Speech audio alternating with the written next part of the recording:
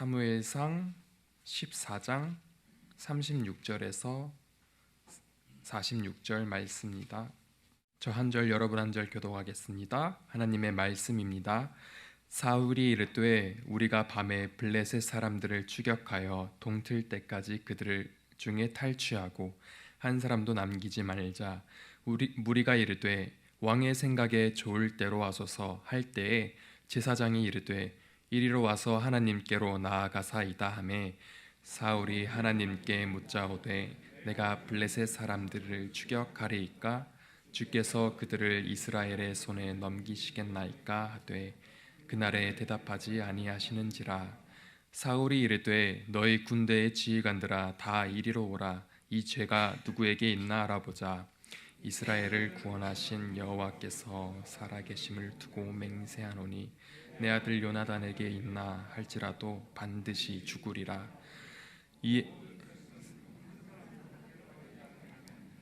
이에 그가 온 이스라엘에게 이르되 너희는 저쪽에 있으라. 나와 내 아들 요나단은 이쪽에 있으리라.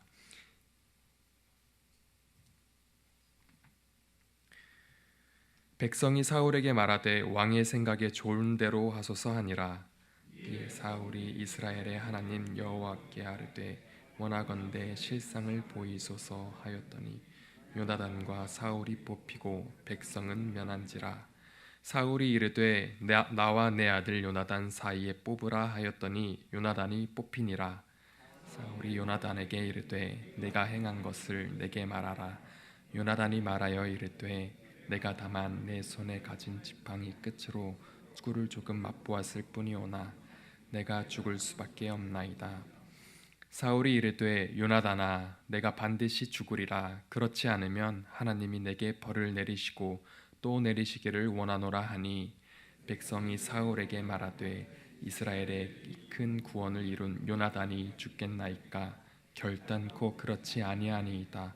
여호와의 살아계심을 두고 맹세하옵나니 그의 머리털 하나도 땅에 떨어지지 아니할 것은 그가 오늘 하나님과 동역하였음이니이다 하여 백성이 요나단을 구원하여 죽지 않게 하니. 함께 읽겠습니다. 사울이 블레셋 사람들 추격하기를 그치고 올라가매 블레셋 사람들이 자기 곳으로 돌아가니라. 아멘. 오늘 본문 말씀은 계속해서 사울이 하나님의 시선에서 벗어나고 있는 내용을 다루고 있습니다. 앞서 요나단과 그의 무기 맡은 자가 여호와의 뜻을 구하여 블레셋 진영을 무너뜨렸습니다. 사울이 블레셋 진영이 점점 더 초토화되고 있음을 목격하고 저 정도면 사울 자신도 인간의 힘으로 이길 수 있을 것이라 판단하고 그 전장에 뛰어듭니다. 그리고 하나님의 권능으로 블레셋 진영이 자기들 스스로 자멸해 갔습니다.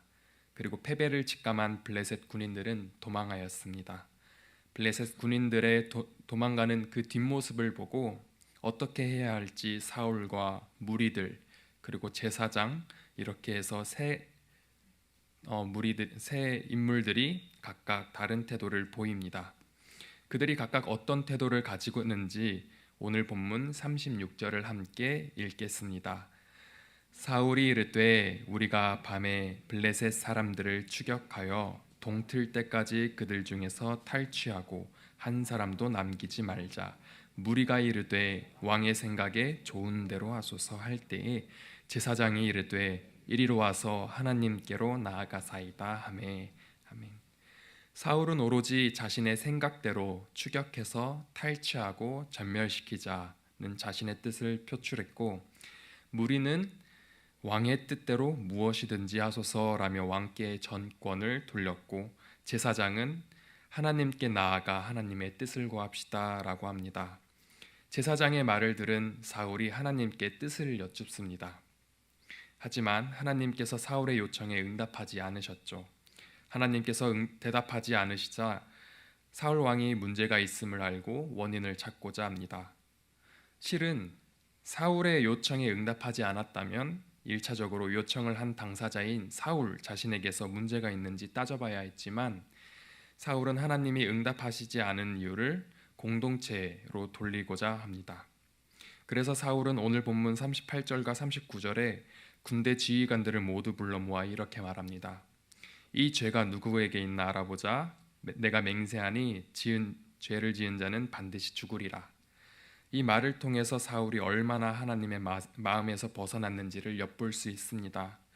오늘 말씀 본문에서 맹세라는 단어가 총 2번 나오는데 그중 첫 번째가 방금 39절에 사울을 통해서 사용되어집니다. 사울이 맹세하며 죄를 지은 당사자를 밝혀내 그 생명을 거둘 것이라고 합니다. 여기서 우리가 생각해 보아야 할 점은 사울이 말하는 죄가 무엇이냐는 것입니다. 죄는 분명히 하나님의 말씀을 거역하는 것입니다. 하지만 사울은 지금 자신이 기준이 되어 죄를 규정하고 심지어 자신의 기준의 죄로 판명되면 그 죄를 지은 사람의 생명을 거둔다고 합니다. 하지만 모든 사람의 생명의 주권은 누구에게 달린 것입니까? 하나님 한 분 외에는 사람의 생명을 판단하고 재단할 분이 계시지 않습니다. 하지만 지금 사울은 하나님께 이 사태에 대해서 여쭤보지도 않고 한 사람의 생명을 좌지우지하려고 합니다. 이를 통해 사울에 대해서 알 수 있는 점은 지금 사울은 하나님의 뜻에 관심이 있는 것이 아니라 하나님의 이름을 이용하여 자신의 권위를 세우고자 하는 모습을 볼 수 있습니다. 우리는 사소한 결정을 하더라도 하나님의 뜻을 구하는 습관을 가져야 합니다. 지금 당장 하나님께서 응답하시지 않더라도 하나님의 뜻을 구하는 습관을 가져야 합니다. 지금 당장 하나님께서 응답하시지 않더라도 인내하며 순종하는 태도로 하나님의 뜻을 얻을 때까지 기다려야 합니다. 혹시나 하나님께서 끝까지 응답하시지 않으시다면 그것이 내 뜻이었을 수도 있겠다는 생각을 하며 오히려 나의 잘못을 돌아봐야 할 수도 있습니다. 그러나 사울은 끝까지 하나님의 뜻을 거역한 죄를 자신이 아니라 다른 사람들에게서 찾으려는 모습을 보입니다. 그래서 자신의 기준에 맞는 죄인을 색출하는데 끝내 자신의 아들 요나단이 뽑히게 됩니다. 사울이 요나단에게 해명을 요구했고 요나단은 이렇게 말합니다. 내가 단지 지팡이 끝으로 꿀을 조금 맛만 보았습니다. 그러나 내가 죽어야만 합니다. 요나단은 알았습니다. 지금 일어나는 일들이 얼마나 터무니없고 사울이 잘못된 판단을 하고 있었는지를 알고 있었습니다.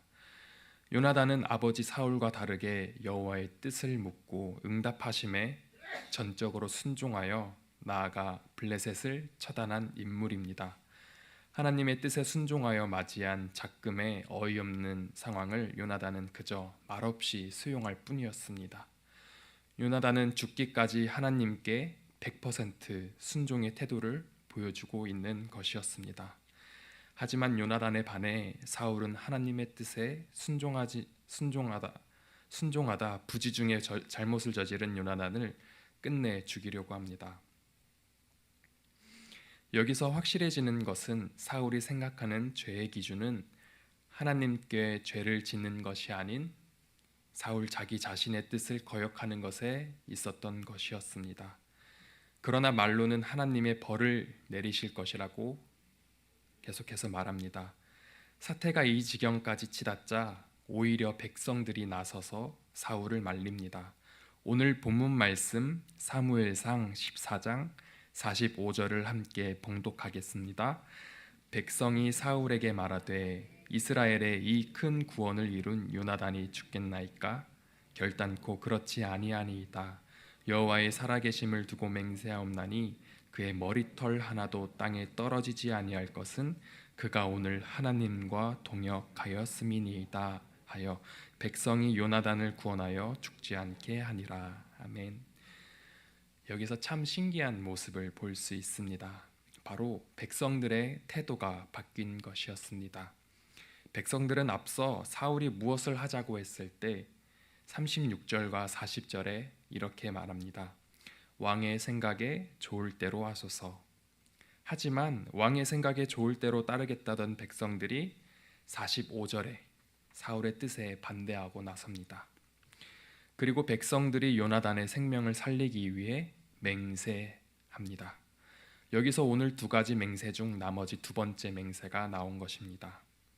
그리고 백성이 맹세하여 요나단을 살리고자 한 이유를 밝힙니다. 그가 오늘 하나님과 동역하였음이니이다.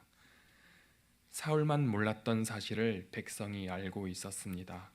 요나단은 하나님의 뜻에 순종하였다는 것을. 하나님은 생명을 살리시는 분이십니다. 우리를 위해 독생자 예수를 보내셨던 것을 생각해야 합니다. 그래서 우리도 생명을 살리기 위해 기도해야 합니다. 세상에 고난을 받더라도 하나님의 뜻에 순종하며 나아가 결국 많은 무리들을 죽음에서 생명으로 옮기는 하나님의 거룩한 백성이 되기를 소망합니다. 기도하겠습니다. 은혜가 풍성하신 하나님 아버지, 감사합니다. 오늘도 저희들이 하나님의 뜻을 구하기 위해 이 새벽에 나와 주님께 예배드리게 하여 주시니 감사를 드립니다. 하나님, 오늘 하루도 살아갈 동안에 저희가 하나님의 뜻을 구하고 하나님의 뜻에 합당한 백성으로 살게 하여 주시옵소서. 저희가 하나님의 뜻을 이루어 나가도록 은혜 베풀어 주시고, 오늘 우리의 하루가 주님께 거룩한 산제물 되어서 아름답게 드려지는 예배가 되게 하여 주시옵소서. 감사드리며 존귀하신 예수님의 이름으로 기도드리옵나이다. 아멘. 하늘에 계신 우리 아버지여, 이름이 거룩히 여김을 받으시오며 나라가 임하시오며 뜻이 하늘에서 이루어진 것 같이 땅에서도 이루어지이다.